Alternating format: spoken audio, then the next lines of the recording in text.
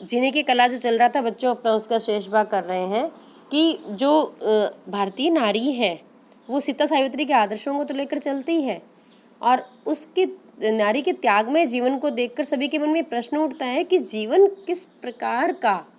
हमारे कोल्हू में जुता हुआ बैल क्या कम सहनशील है? वो बैल भी तो पूरे दिन चलता है लेकिन उसकी सहनशीलता का कोई मूल्य नहीं रहता।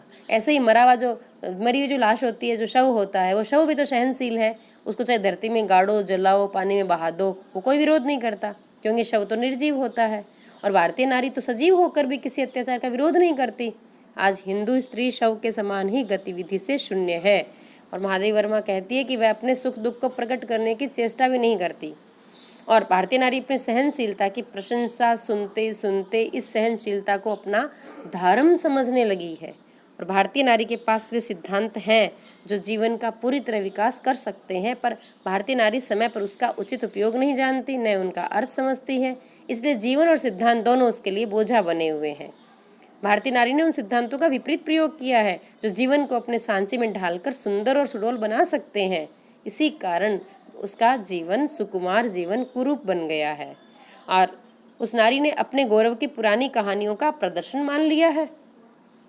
और भारतीय नारी भी चुपचाप इस बोझ को सहन कर रही है। समय बदल रहा है, परिस्थितियां बदल रही है और भारतीय नारी ने गुलामी के अतिरिक्त कुछ नहीं जाना है। वह प्रलय में भी अपने आप को स्थिर रखती है और ऐसी स्थिरता मृत्यु का श्रृंगार बन सकती है बच्चों, जीवन का नहीं। धन की प्रभुता जितनी निंदा का विषय है उतना ही निंदित धर्म और अधिकार भी हो सकता है।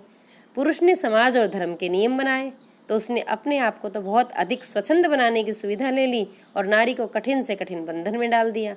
समाज, धर्म और अर्थ सभी धीरे धीरे स्त्री को बांध रखने के लिए साधन बन गए और इन नियमों में ढलकर स्त्री केवल दासी बनकर रह गई।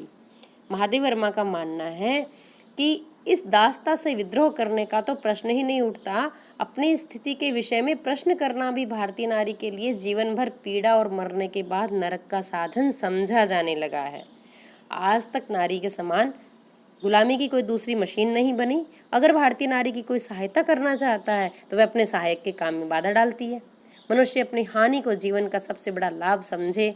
किसी की मनुष्यता को इस सीमा तक नष्ट करना असंभव नहीं तो कष्ट साध्य अवश्य है। भारतीय नारी के रूप में आश्चर्य देखा जा रहा है कि भारतीय लड़की जन्म लेते ही अपने को आपको पराये घर का समझने लगती है। पराये घर न जाने की इच्छा करना भी उसके लिए पाप है। यदि वो कहते मुझे नहीं जाना पराये घर तो उसको भी वो पाप समझते हैं कि नहीं, ऐसा नहीं कहते। विवाह में भारतीय नारी की इच्छा का तो कोई महत्व ही नहीं है। भारतीय नारी की योग्यता उसके मानसिक विकास के लिए उसके पति के प्रदर्शन और गर्व की वस्तु बनती है। और भारतीय नारी की कोमलता, पवित्रता, करुणा, आज्ञा पालन के गुण उसे सत्य, शिव और सुंदरम तक नहीं पहुंचाते। ये गुण उसे पुरुष की इच्छा के अनुकूल बनाते हैं और भारतीय नारी अपने जीवन का कोई लक्ष्य बनाने का अधिकार नहीं रखती।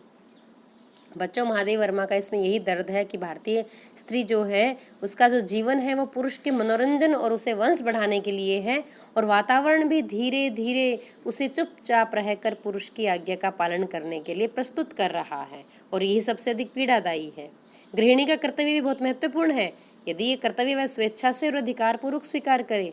जिस ससुराल को बचपन से भारतीय नारी का लक्ष्य बताया जाता है वहाँ उसे भोजन और वस्त्र पाने के अलावा कोई अधिकार नहीं मिलता। जिस पुरुष के लिए भारतीय नारी का जीवन पूरा समर्पित होता है उस पुरुष पर नारी का कोई अधिकार नहीं है। पति की आज्ञा के बिना भारतीय नारी घर के दरवाजे के बाहर पैर नहीं रख सकती। जिस पुरुष के घोर अन्याय और नीच आचरण की शिकायत तक वह किसी से नहीं कर सकती, उस घर को जेल खाने के अतिरिक्त क्या कहा जा सकता है। अपनी दशा इतनी अधिक बिगाड़ लेने का नारी का स्वयं उत्तरदायित्व है। यहाँ महादेवी वर्मा ये मानती है कि अपनी परिस्थिति के लिए वो स्वयं उत्तरदायी है क्योंकि वो विरोध नहीं करती, उसे करना चाहिए। उसके अंदर जो गुण है उन गुणों को यदि वो सही दिशा में लगाए तो बहुत भारी उपकार और कल्याण हो सकता है, स्वयं का भी और समाज का भी। वे युगों से चले आ रहे सिद्धांतों का भार ढोते ढोते अपने लिए एक बोझ बन गई है और मनुष्य अगर मनुष्यता से ऊपर उठना चाहता है तो देवता के समान पत्थर की प्रतिमा बन जाता है और अगर मनुष्य नीचे गिरना चाहता है तो मनुष्य की समान पशु की समानता करने लग जाता है। आज हम भारतीयों की आध्यात्मिकता चाहे पाताल तक फैल गई हो पर हमारे जीवन का रूप विकृत होता जा रहा है और महादेवी वर्मा बच्चों ये साफ मानती है कि जीवन का लक्ष्य केवल काल्पनिक स्वर्ग नहीं है, कि ये करोगे तो स्वर्ग मिलेगा, ऐसा होगा, वो होगा, नहीं, बल्कि संसार के कांटों भरे मार्ग को भी सरल और सुखमय बनाना ही हमारे जीवन का उद्देश्य है और हमारे जीवन का लक्ष्य है। और जीने की कला को जानना प्रत्येक व्यक्ति के लिए बहुत ज़रूरी है। धन्यवाद।